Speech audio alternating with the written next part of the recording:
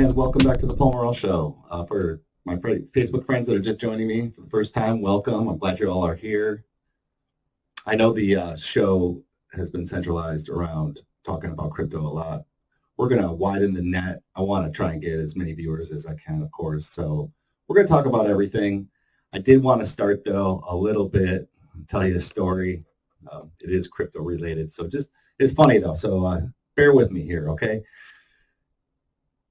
So there's this sentiment in crypto that, Bitcoin's king and everyone should own Bitcoin. And my friends had been kind of bothering me about the fact that I hadn't held any Bitcoin in my portfolio.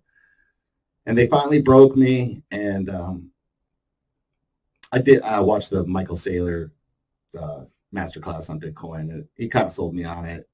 So I made my first Bitcoin purchase 2 days after the Bitcoin purchase. Bitcoin had a convention in Miami, of all places.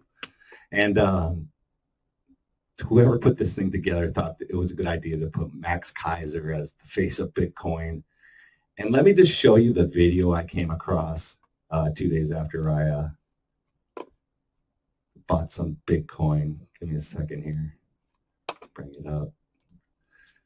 So this is what I saw when I first bought my Bitcoin.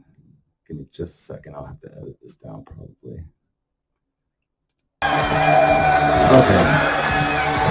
Okay. So this is it. This is Max Kaiser. Look at this clown. The two guys that are older than me in crypto, I thought I was the oldest guy in crypto, but such a clown. I mean, I know you're in Miami. I know the coke's good, but you got to be careful at that age. The guy's like 65. That's Michael Saylor. He's a brilliant man, but probably not the best guy to be the face of Bitcoin. But so, yeah. Let me get back to y'all. All right, coming back. So, just embarrassing, humiliating to have that face representing your brand new investment, your future. So when I see Bitcoin crashing, we have no one to blame but ourselves. Okay, I'm going to make those decisions, but I just want to make a couple of quick points before I do. Let's take a quick look at the chart. That a year ago, Bitcoin was trading at 9,300, right there. So even if we dropped to 20,000, it would be a 2x gain over 1 year, 100% gain. So I think we're going to retest into the 20,000s. I don't know if we'll go all the way to 20,000. People are saying we have to retest 20,000. I think you get so much support at 25,000. I know I would probably buy in at 25,000. But still, at our current price, though, yeah, we may see this bull run. We will see. We're running out of time. But in my mind, I am planning for an extended bear market, and I think a retest of 25,000 is a reasonable prediction. How predictions go. But that's just my thought on Bitcoin. Enough on that. Let's move on. I want to talk about the Germans. I know you do too. So let's do that. So, I was thinking about, things I want to talk about to kind of open up the show and get more people involved. And like I said, widen my net. I know the Germans are probably a good place to start. We could talk about the sprinter that was kicked out of the Olympics for smoking weed, but that might be crossing into like level 4. I've got some other level 4 topics I want to talk about, but I don't want to start at level 4. We're going to start at level 3. It's still serious business. It's something that needs to be exposed. It's something that we need to talk about. Again, I'm all about helping oppressed people and freeing oppression throughout the world. And being that YouTube is a international community, the problems of the world are my problems. And I have a special connection to the region we're going to talk about because of the people I've worked with for 15 years. So what are we talking? I said we're talking about the Germans. So here's where we start. You hear the sentiment about people about World War II, like we all talk about like World War II, like as if we were even there. Like only a few people that were in World War II and are still alive. And this is not to diminish anything that happened in that war. The Holocaust was horrific, and anytime there's genocide on a whole group of people, and it wasn't just a one group, right? But it was a genocide against the Jews. So we hold on to this, and I think people do. They like distrust Germany, or talk about Nazis and things of this nature that existed. Not that Nazis don't exist today, but not the party that existed in World War II in Germany. And none of us were even around for that. So, like, I love Germany. I love Germans. I love when they talk English. I think there's just a brightness to it. It just puts a smile on my face. I love all people, but certainly I don't hold what went on 80 years ago against a country that believes in freedom and democracy and has just a bunch of fantastic, smart, brilliant, talented people and great bike racers. And they always put a smile on my face. So I think that's ridiculous.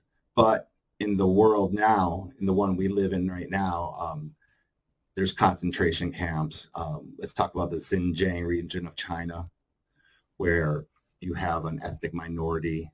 They happen to be Muslims. They're not Jewish this time, but they're the ethnic Muslim minority that lives in the far west region of China. And they have concentration camps. They separate their families from their children. They have mass orphanages now because in a communist country, if you're not part of the majority, you need to be re-educated. And it's nothing short of what was going on 80 years ago. And I think the world has turned a blind eye to this. There's been some pretty good reporting on it. I think Vice did a really nice piece on it. Don't quote me on that. Don't quote me on anything. But if you do your own research, it'll probably melt your screen. It's just they're rounding up these ethnic minorities in the middle of the night and taking them to re-education camps for years. And again, they separate their children into orphanages so they can break the ethnic minorities' culture and way of life. And you're talking about a huge number of people. You have cities in Xinjiang that are just been emptied. They've just come, they swept through, and these people are business associates. We do a lot of business with China, and it's just unacceptable to allow a country that has absolutely no value of human life. Why should they get our business? It just blows me away why we turn a blind eye to that.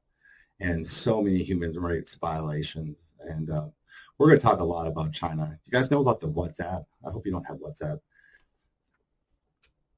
In an effort to do social control on your, first of all, China has a 100% adoption rate on the WhatsApp. You have to have it if you're going to be a Chinese citizen. And it has a social score tied to your WhatsApp account. If you purchase things that the government doesn't like, it affects your social score. If you make a comment about the government that they don't like on social media or otherwise, that affects your social score. if you associate with people that the government doesn't like, that affects your social score. If your social score gets low enough, you can't get plane tickets, visas, train tickets. So could you imagine? I mean, this is the reality for over a billion people, that you could have, your ability to even move around the country limited by your social media activity. I probably wouldn't even get out the door. I'd be dead in 2 days in a communist country. Why people would even consider this as an acceptable form of government. And another argument I hear, I mean, like in our country, we have this two parties that go back and forth. So it's hard to get things done, right? Because one guy's in charge for 4 or 8 years, and then the next guy comes in and undoes everything he did. And in China, they can make a policy for 40 years, for 50 years down the road. It's no problem. It won't be opposed. It won't be changed. So how do you compete against that? It's crazy. And then I know I'm kind of all over the place here, but 1 million people doing censorship for the internet in China. It's like the whole county where I live. Everyone that lives here, our job is, by the way, work week is 9 to 9, 6 days a week, is to go to work to censor the internet. Every single person in the county, not just the city. I think there's about 600,000 people in Tucson. In all of Pima County, there's about 1 million people. We'd all work at the censorship company.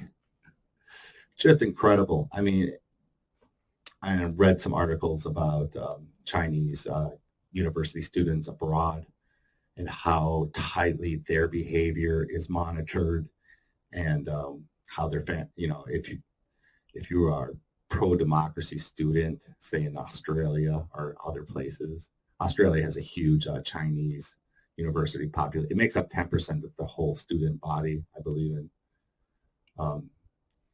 in Australia, and 40% of the foreign students in Australia are Chinese. So if you are a pro-democracy university student in China, your family could get a visit from the government, from the police, to discuss your behaviors abroad. And again, it's such a foreign concept to anyone that lives in the West and understands freedom. And it just makes me feel bad for these so many people that have to live under these conditions. And again, funny too, that when you ask people that are brainwashed, they're happy, and especially in China where, 50 years ago, 60 years ago, people were, there was mass starvation, there was, famine, no one made any money, everyone was a peasant. And now China's cured poverty at the rate of, I think, we have to look up numbers, but I think it was something like $200 a month. And then they claim they had fixed poverty in their country. But it's safe. People, they don't commit crimes like they do here in China. You better be ready to pay with your life. And there is no jury of your peers. They just take you out and shoot you and harvest your organs. I know it sounds funny, but that's really the reality of it. I know people that have traveled to China to get a kidney for kidney transplant from a prisoner of execution. So when they need body parts, they just go to their prisons. And of course, you can be in prison for just about anything, right? For speaking out against the government. Boom, you're gone. And again, these things we just take for granted, right? We come on here and roast Trump or roast old Joe, and wouldn't worry too much about the CIA showing up at my door and taking me away in the middle of the night. Although, don't do it. I'm just an innocent YouTuber. Don't do it. I don't need anything by it. We're just talking here. Okay. So, but yeah, if, they don't have YouTube in China, they have their own version. And of course, it's heavily censored and it's watched. Everything is watched. Again, through the WhatsApp, they can do, and facial recognition, there's just a camera everywhere. They can identify you within 6 seconds anywhere in China. They can identify anyone in China within 6 seconds with facial recognition and WhatsApp.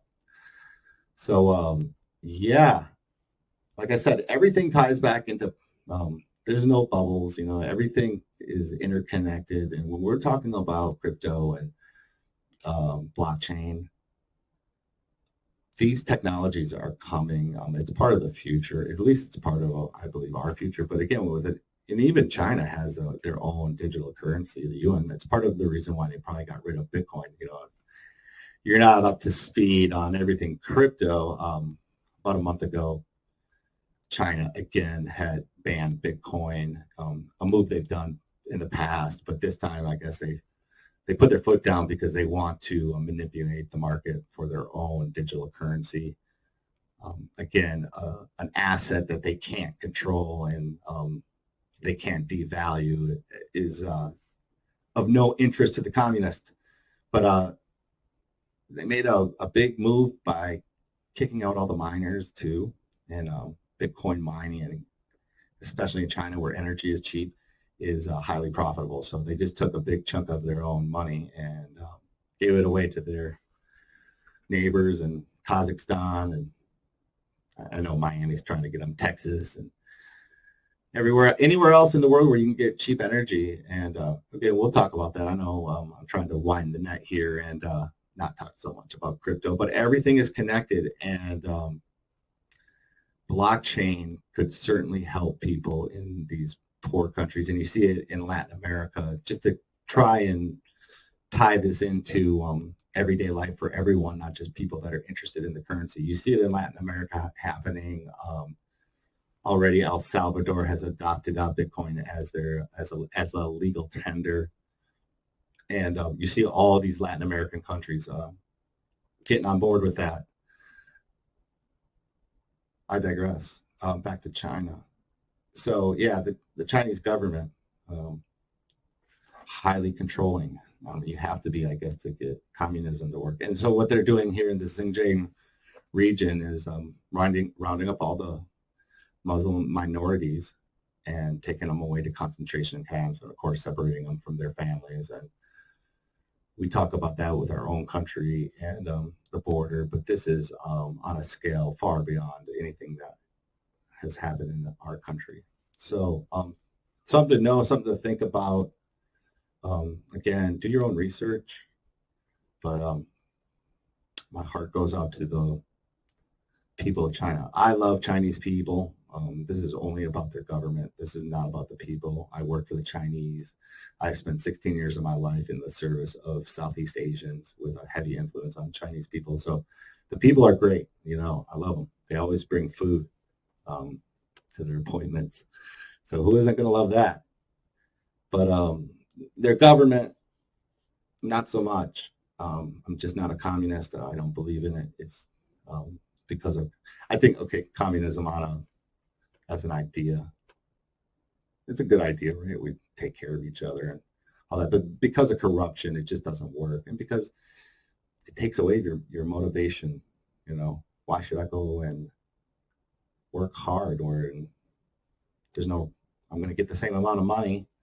So it takes away motivation, in my opinion. Not a communist. Anyways, I think we could wrap this up, get it out there to you guys, see if you like it. Again, I got to encourage you guys to leave a comment. We can grow this show only through support and through your guys' contributions.